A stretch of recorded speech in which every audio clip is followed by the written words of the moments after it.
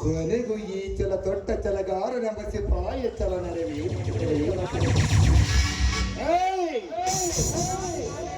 ಇನ್ನು ಮನ್ಮಥನತೆಯನ್ನು ಏರಿಸಿ ಕಾಮವೆಂಬ ಹೂವಿನ ಬಾಣವನ್ನು ನಿನ್ನ ಬೊಗಸೆಯ ತೀರಕ್ಕೆ ಗುರಿ ಹಿಡಿದುದೇ ಧೀರನ ವೀರನ ತಂತ್ರದ ಕಸರತ್ತ.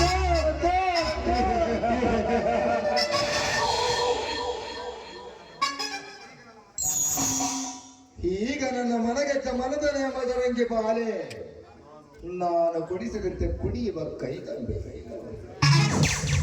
ಇನ್ನು ಮುಂದೆ ಸಾಧಿಸುವೆ ಆ ಚೈತನ್ಯನ ಬಾಳಿನಲ್ಲಿ ನರಕವೇ ಕುತಂತ್ರದ ನರಕಯಾತನೆ.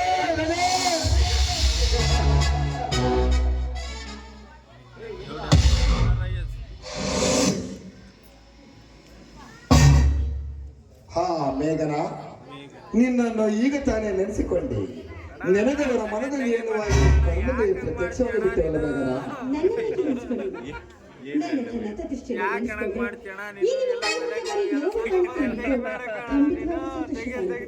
ಮೇಘನ, ಜೀವನದಲ್ಲಿ ನಡೆಯುತ್ತಿರುವ ದುಃಖದ ಸಂಗತಿಗಳನ್ನೆಲ್ಲ ಕೆಟ್ಟ ಕನಸನ್ನು ತಿಳಿಯಬೇಕು. ಅಂದಾಗಲೇ ಮಾನವನ ಜೀವನ ಸುಖಮಯ ಸರಸಮಯ.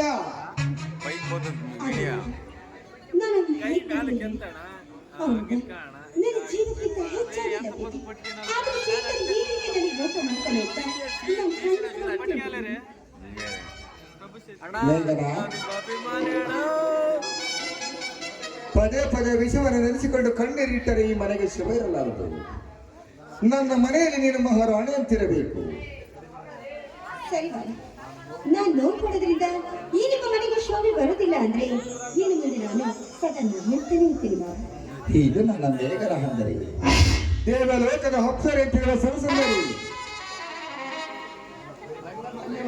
ನನ್ನ ಪ್ರೇಮ ಬಂಧನದಲ್ಲಿ ಮೋಹಿತರಾಗಿ ಈ ಮೋಹನ ರಾಜನೊಂದಿಗೆ ನಗರುತ್ತಾ ಜೀವಿಸಬೇಕು. ಇದೇ ಈ ನಿನ್ನ ಮಾವನ ಆಸೆ. ನನ್ನ ಮಾವ ಅದು ಎಷ್ಟು ಒಳ್ಳೆಯದು, ಆದ್ರೆ ಇವ್ರ ಬಗ್ಗೆ ನಾನು ತಪ್ಪಾಗಿ ತಿಳ್ಕೊಂಡ್ಬಿಟ್ಟಿದ್ದೆ. ಮಾವ ನೋಡಿ, ನಾನು ಮನೆಗೆ ಹೋಗ್ತೇನೆ. ಮೇಘನ, ಮನೆಗೆ ಹೋಗುವುದಕ್ಕಿಂತ ಮುಂಚೆ ಈ ನಿನ್ನ ಕೆಂಪಾದ ಗಲ್ಲದ ತುಟಿಗಳಿಂದ ಸಿಹಿ ಮುತ್ತಿನ ರಸ ಪಾಕ ಬಿಡಿಸು ಬಾಮೆ.